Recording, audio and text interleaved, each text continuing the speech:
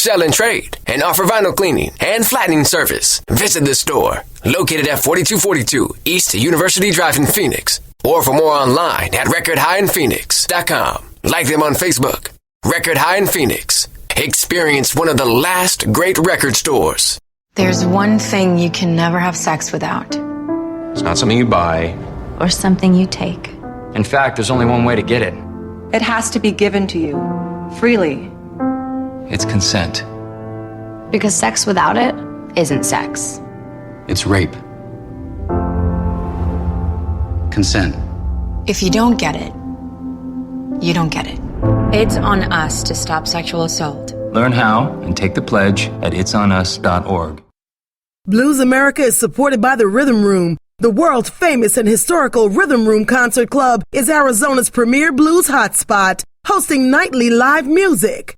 Located at 1019 East Indian School Road in Phoenix and online at www.rhythmroom.com.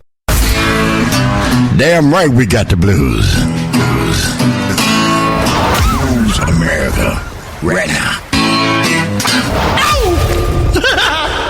Blues America, supported by the Southwest Musical Arts Foundation. You're listening to the Jerry Lawson Legacy Project, only on Blues America. Well, the roof is leaking and the rain's falling on my head. Oh, all right. Oh, well, the roof is leaking and the rain's falling on my head. If you just turned this thing on, let me tell you what you're doing. You're listening to Blues America. I'm your host, Drew Verbis, and I'm hanging out at the Chico Chisholm Memorial Studio in Phoenix at 4242 East University Drive, live with today's special guest, the legendary singer, Jerry Lawson, and my special guest host, Julie Lawson. Blues America is a little program from Arizona, broadcasting weekly on the radio and featuring your source for blues talk. If you missed anything, that's okay. Just press rewind on our streaming media feed online now at iTunes, bluesamerica.com, or PRX, Public Radio Exchange.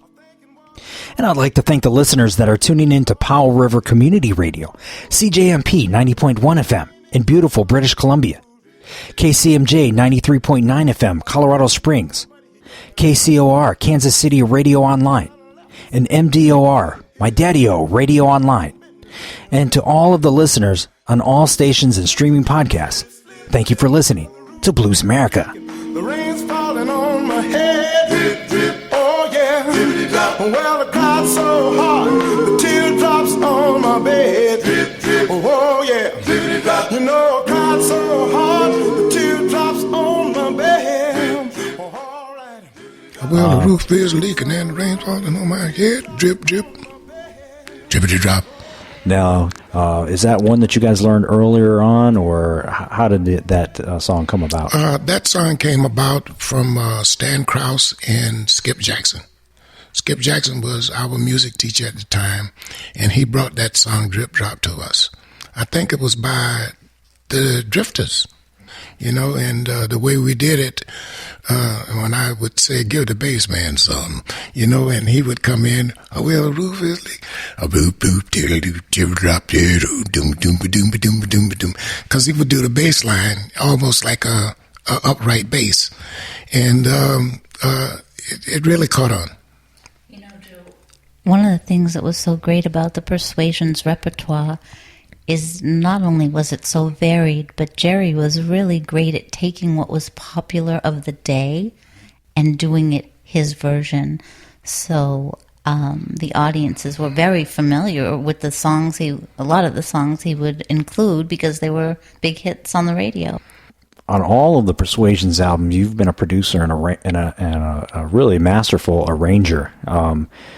How did that come about that you were so skillful at doing arrangements for the Persuasions? A lot of the talent that I had arranging and producing just came natural.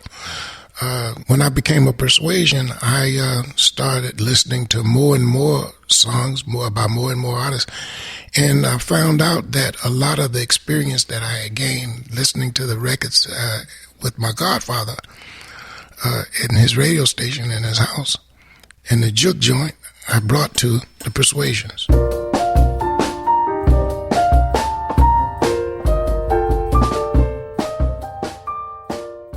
it was just meant to be. Nobody in the Persuasions would burn that midnight oil to set up and, go through song after song. I brought a lot of Tell us a little bit about that process. So when you're doing the arrangement, in your mind, do you hear which parts are going to happen at a certain time? Do you hear the timing in your mind when you tell them to do this or come in here?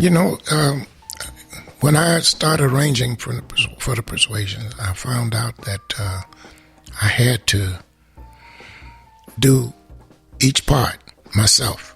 And then I would go to the group and I would teach them the songs, including the bass. Because Jimmy, he would sing bass just like all the rest of the basses. Be-do-do-doom, be-doom, be-doom, be-doo, be-doo, be-doo. Well, I said to Jimmy, I said, it'll be, what about doing a bass like a Fender bass? If it's love, doom, doom, doom, doom, doom, doom, doom, doom, doom, doom, doom, doom, doom.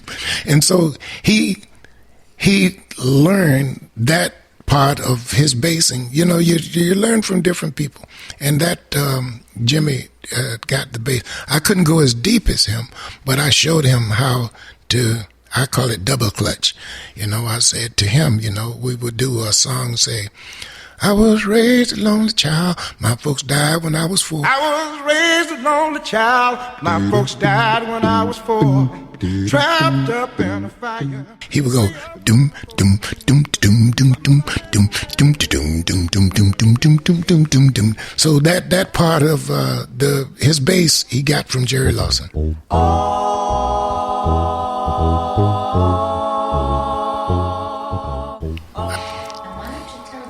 I don't know if he has time for one more story, but I was thinking about the tents that you would go to for those where they would sell the elixirs and the revivals. Well, thank you. The revivals was church. They were the church tents, but they had this one guy used to come.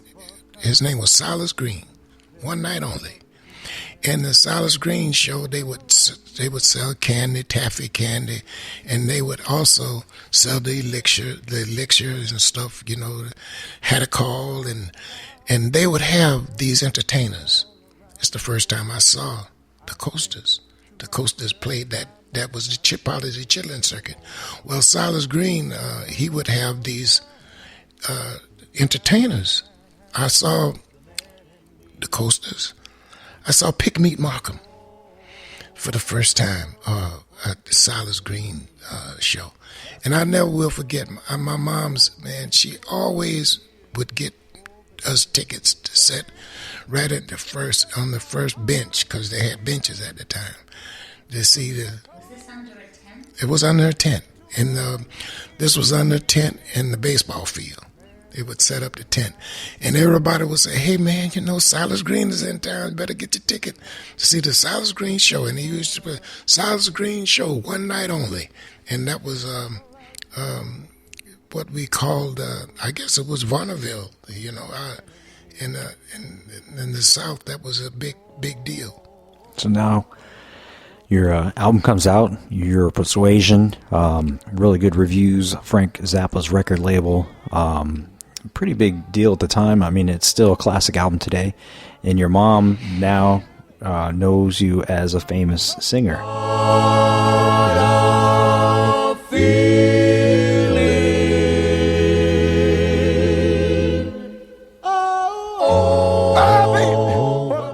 When I went to New York, I met a young man. His name was Gene Red. Gene was associated with all the groups that came in Apollo, the acts and everything. And he said, the Drifters is looking for a lead singer. And I want you to talk to the manager of the Drifters, and maybe you could, And so the Drifters gave me a contract. I sent the contract to Florida for my mom to sign, and she wouldn't sign it. And she said that, for some reasons, she didn't believe in the, circular part of music. She wanted me. She said I was going to be a gospel preacher or whatever. Well, she didn't sign it, and I became a shuffler. And then later on, I became a Persuasion. When you came out with your first album, what was Mom's reaction to being a recording artist? When I came out with my first album, first of all, I couldn't believe it. Just like I said, I think I must have bought a truckload of them myself, and I would just sit and listen. Well, I went to Florida with the album, and my she said, "Wow, this is really heavy." And I told my mother, I never will forget, I said, I've been opening for Liza Minnelli and on the road with Joni Mitchell and Stevie Wonder and these people. And she said, "That's real good." And I said, "I'm going back and I'm opening for the Blind Boys." She said, "The 5 Blind Boys? You done made it now." That's good. Yeah, that's good. Yeah.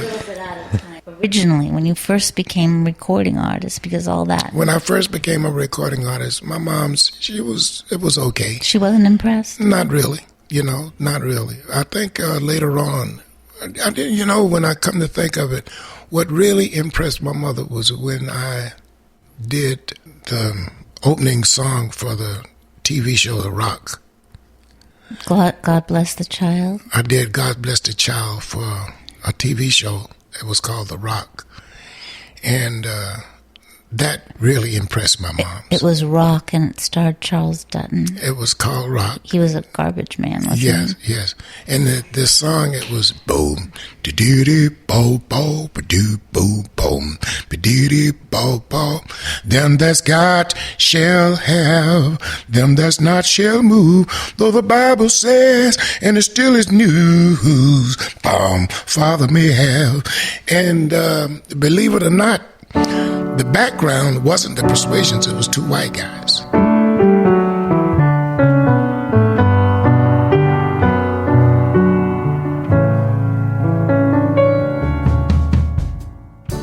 Let's talk about the original Persuasions here. Now, there's been several other members that have joined the group and recorded with the group. Right. Let's talk about the original guys that are on this album here, a cappella. Introduce me to who is on this this group and on this album, and what were their specialties? On the first album, we have Tubo Road. His name was Herbert. He was a baritone. Tubo was from Hopewell. No, Tubo was from South Carolina. And we have Jesse Russell. Call him Sweet Joe. He was from North Carolina. And then we had Jimmy Hayes, who was the bass. He was from Hopewell, Virginia. Then we had Jay Otis from Detroit. And, of course, Jerry Lawson from Florida. And so what were some of the specialties? So, like, for example, Jay Otis, he was into jazz. Jay Otis was into jazz. He listened to, he always say, Sophie Tucker. He was that kind of a singer that, he brought that to the Persuasions.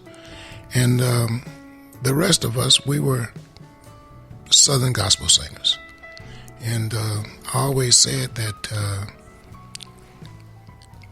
Joe Russell had the power because he had a strong second tenor voice. And he grew up listening to gospel, harmonizing for Dixie Hummingbirds. So did I. So did Jimmy Hayes. So that we had in common. Seemed like Joe loved to try to get a solo in there, and he also did some falsettos. Joe did a lot of, Joe Russell, he did a lot of the falsettos, and he did a lot of, he did some overdubbing too.